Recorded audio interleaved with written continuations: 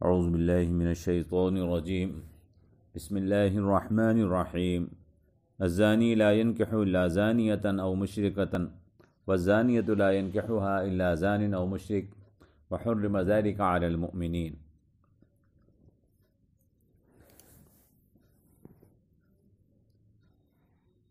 زانی نکاح نہیں کرتا مگر زانیہ سے یا مشرکہ سے، اور زانیہ اس کے ساتھ کوئی نکاح نہیں کرتا مگر کوئی زنا کرنے والا یا مشرک، اور ایمان والوں پر وہ حرام کر دیا گیا ہے۔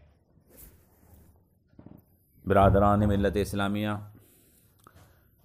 گزشتہ درسوں میں تفصیل سے ہم آپ کو زنا کے سلسلے میں بتا چکے ہیں اور واضح کر چکے ہیں کہ مسلمانوں کا معاشرہ اس گندے اور گھناؤنے کام سے سخت نفرت کرتا ہے۔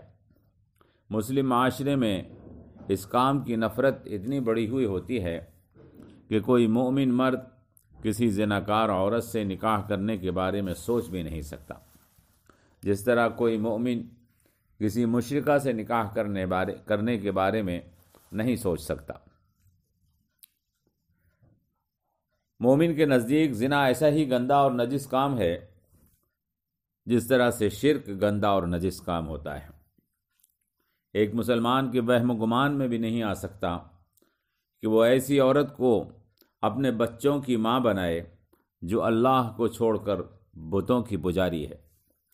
اسی طرح ایک مومن کے دل میں وہم و گمان بھی نہیں آ سکتا کہ وہ ایسی عورت کو اپنے بچوں کی ماں بنائے جو اس کے علاوہ کسی غیر مرد سے تعلقات جسمانیہ قائم کرتی ہے۔ مومن تو کیا، ایک غیرت مند کافر بھی برداشت نہیں کر سکتا کہ کوئی غیر مرد اس کی بیوی سے ناجائز تعلقات قائم کرے۔ لہذا اس آیت مبارکہ میں اللہ تعالیٰ نے اسی بات کو بیان فرمایا ہے۔ چنانچہ فرمایا کہ الزانی لا ينکح الا زانیۃ او مشرکہ، یعنی زناکار نہیں نکاح کرے گا مگر زناکار عورت سے یا مشرکہ عورت سے۔ مطلب صاف ہے کہ زانی کے لیے تو زانیہ ہی مناسب ہے یا پھر مشرکہ۔ آپ جانتے ہیں اگر عقیدے کی بات ہو تو مومن کے نزدیک توحید سے زیادہ پسندیدہ عقیدہ کوئی نہیں ہے۔ اس کے لیے توحید کی ضد شرک سے زیادہ قابل نفرت عقیدہ کوئی نہیں ہے۔ اور اگر عمل کی بات ہو تو زنا سے زیادہ مکروہ، گندا اور نجس عمل کوئی دوسرا نہیں ہوتا۔ شرک اللہ کے حق کی حق تلفی ہے تو زنا بندوں کے حقوق کی حق تلفی ہے۔ زنا ایسا گندا اور گھنونا اور نجس عمل ہے کہ اس سے انسانوں کے کردار خراب ہوتے ہیں، قوموں کے اخلاق بگڑتے ہیں، اس سے انسانی نسل کا نسب بگڑ جاتا ہے، اس سے میاں اور بیوی کے درمیان وفاداری کا عہد ٹوٹ جاتا ہے۔ یہ زنا ہی ہے جس سے میاں بیوی کا رشتہ، جو ایک خاندان اور مضبوط خاندان کی اساس ہے، بے اعتبار ہو جاتا ہے۔ یہ زنا ہی ہے جس سے قوموں کے اخلاق برباد ہو جاتے ہیں، اور اگر زبان رسالت سے معلوم کریں تو یہ زنا کا عمل ہی ہے جس کی وجہ سے مہلک اور گندی بیماریاں لوگوں میں پیدا ہوتی ہیں۔ ہم نے آپ کو بتایا تھا کہ نوع انسانی کی بقا اور انسانی تمدن کا قیام اس بات پر منحصر ہے کہ مرد اور عورت کا یہ تعلق جو میاں بیوی کے درمیان ہوتا ہے، ایمانداری، پاک دامنی، عفت اور مضبوط عہد وفاداری پر قائم ہو۔ اگر اس میں ذرا سی درار بھی آئی تو پورا معاشرہ بے حرمت اور تمام رشتے بے اعتبار ہو جائیں گے۔ زنا وہ مکروہ کام ہے جو اس رشتے کی حرمت اور وفاداری کو قطعی طور پر ختم کر دیتا ہے۔ اس واسطے کیسے ممکن ہے کہ کوئی مومن کسی زناکار سے نکاح کر لے؟ زناکار سے یہ پاکیزہ اور مقدس رشتہ قائم ہی نہیں کیا جا سکتا۔ زناکار سے زناکار کے ساتھ یہ پاکیزہ اور مقدس رشتہ قائم ہی نہیں کیا جا سکتا۔ زناکار سے تو رشتہ وہی قائم کرے گا جو اس رشتے کی پاکیزگی اور ایمانداری کو نہ مانتا ہو۔ اللہ تبارک و تعالی نے اس طویل بات کو جو ہم تفصیل کے ساتھ آپ کے سامنے کہہ کر آئے، چند لفظوں میں کتنے خوبصورت پیرائے میں بیان فرما دیا۔ زناکار نکاح نہیں کرے گا مگر زناکار عورت سے یا مشرکہ عورت سے۔ محترم احباب، زنا ایک اخلاقی زہر ہے۔ جس طرح ایک زہر جسم کو فنا کر دیتا ہے، جسم کو ختم کر دیتا ہے، اسی طرح زنا ایک ایسا زہر ہے جو اخلاق کو برباد کر دیتا ہے۔ جو شخص اس زہر کا شکار ہو گیا اس کو صحیح اور غلط کی تمیز اور حس ہی نہیں رہتی ہے، اس کو حلال اور حرام کا فرق ہی معلوم نہیں ہوتا، اس کو شریعت اور کفر کا امتیاز ہی پتہ نہیں ہوتا، لہٰذا وہ زناکار عورت سے نکاح کرے یا مشرکہ عورت سے، اسے کوئی فرق نہیں پڑتا۔ اس کا مطلوب اور مقصود تو محض شہوت رسانی ہوتا ہے۔ وہ شخص بدکردار بیوی اور بچوں، سماج اور شریعت اور اخلاق کا مجرم ہوتا ہے۔ وہ بیوی، بچوں، سماج اور شریعت اور اخلاق کی ذمہ داریوں سے فرار اختیار کر رہا ہوتا ہے۔ یہ زناکار وہ شخص ہے جو بیوی اور بچوں کے مصارف سے، ان کی ذمہ داریوں سے بھاگنا چاہتا ہے۔ وہ سماج کی ذمہ داریوں کو پامال کرتا ہے، وہ شریعت اور اخلاق کی حرمت کو ختم کر دیتا ہے۔ اسی لیے کوئی مومن ایسا ہو ہی نہیں سکتا کہ زناکار سے نکاح کرے، نہ کوئی مرد اور نہ کوئی عورت جو ایمان والی ہو یا ایمان والا ہو، ہرگز کبھی زناکار سے نکاح نہیں کرے گا۔ زناکار مرد سے تو صرف زناکار عورت ہی نکاح کر سکتی ہے، اور زناکار عورت سے صرف زناکار مرد ہی نکاح کر سکتا ہے۔ ایمان والوں پر تو یہ حرام کر دیا گیا ہے، وَحُرِّمَ ذَلِكَ عَلَى الْمُؤْمِنِينَ۔ اس کا مطلب یہی ہے، وَحُرِّمَ ذَلِكَ عَلَى الْمُؤْمِنِينَ، اور ایمان والوں پر تو وہ حرام کر دیا گیا ہے۔ سوال یہ ہے کہ ایمان والوں پر حرام کیا کر دیا گیا ہے؟ کیا ایمان والوں پر زناکار عورت سے نکاح کرنا حرام کر دیا گیا ہے، یا ایمان والوں پر زنا حرام کر دیا گیا ہے؟ ایمان والوں پر کیا زناکار عورت سے نکاح حرام کر دیا گیا ہے، یا ایمان والوں پر زنا حرام کر دیا گیا ہے؟ آیت کا مطلب اکثر علماء نے یہی لیا ہے کہ یہاں ذالکہ سے مراد زنا ہے، یعنی ایمان والوں پر زنا حرام کر دیا گیا ہے، اور یہی مطلب یہاں قرین قیاس ہے، اور حقیقت بھی یہی ہے کہ زنا کی حرمت قرآن و حدیث سے صراحتاً ثابت ہے۔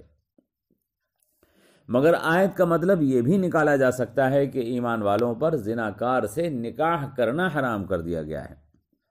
امام احمد بن حنبل نے آیت کا یہی مطلب لیا ہے۔ ان کے نزدیک کوئی ایمان والا مرد ہو یا عورت اگر زناکار سے نکاح کرے گا تو نکاح حرام ہے، وہ نکاح منعقد ہی نہیں ہوگا۔ حالانکہ جمہور علماء کا مسلک یہی ہے کہ پاک دامن اور زناکار کا نکاح اگر شریعت کے طریقے کے مطابق کیا جا رہا ہے تو منعقد ہو جائے گا، بالخصوص اگر زناکار نے زنا سے توبہ کر لی ہو تو نکاح میں کوئی حرج نہیں۔ البتہ ایسے زناکار عورت یا زناکار مرد سے جس نے توبہ نہ کی ہو نکاح کرنا بہتر نہیں ہے۔ نبی کریم صلی اللہ تعالی علیہ وسلم کا ارشاد عالی ہے، الحرام لا يحرم الحلال۔ یہ حدیث دارقطنی اور طبرانی وغیرہ حدیثوں میں ہے، یعنی کوئی حرام کام کسی حلال کام کو حرام نہیں کرتا، کوئی حرام کام کسی حلال کام کو حرام نہیں کرتا۔ اس حدیث کا کیا مطلب ہے؟ اس حدیث کا مطلب یہی ہے کہ کوئی غلط کام کسی جائز کام کو ناجائز نہیں کرتا، کوئی غلط کام کسی جائز کام کو ناجائز نہیں کرتا۔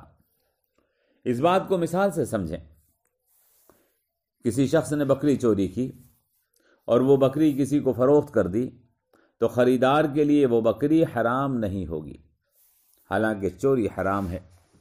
چوری کی وجہ سے خریدار کے لیے بکری کا گوشت حرام نہیں ہوگا، حالانکہ اگر اس کو معلوم ہے کہ بکری چوری کی ہے تو اس کا خریدنا اس کے لیے جائز نہیں ہے۔ مگر اس ناجائز کی وجہ سے بکری کا گوشت کھانا حرام نہیں ہوگا۔ ٹھیک اسی طرح اگر کسی شخص نے زناکار عورت سے نکاح کیا اور اس کو معلوم نہیں کہ یہ زناکار ہے یا زناکار تھی تو اس کا نکاح بالکل درست ہوگا، اور اگر اس کو معلوم ہے کہ یہ عورت زناکار ہے یا زناکار تھی اور معلوم ہو جانے کے باوجود اس نے اس سے نکاح کیا تو یہ نکاح جائز نہیں ہوگا، لیکن اگر اس نے جانتے بوجھتے نکاح کر لیا تو نکاح منعقد ہو جائے گا، اور عورت کا مہر نہ نفقہ سب کچھ شوہر پر واجب ہوگا، اور اس سے پیدا شدہ اولاد صحیح النسب مانی جائے گی۔ اس کا ثبوت کئی حدیثوں میں موجود ہے جو دیا جا سکتا ہے، لیکن اگر کوئی شخص یہ جانتا ہے کہ اس کا جیون ساتھی زناکار ہے تو اس سے ازدواجی تعلقات قائم کرتا ہے، یہ زناکار سے ازدواجی تعلقات قائم کرنے پر اس کو کوئی اعتراض یا کراہت نہیں، تو اس کا نام دیوسیت ہے، اور دیوسیت شریعت میں حرام ہے۔ بہرحال باعفت اور باکردار پاک دامن مومن مرد اور پاک دامن مومن عورت کے لیے جائز ہے، پاک دامن مومن عورت کے لیے جائز نہیں۔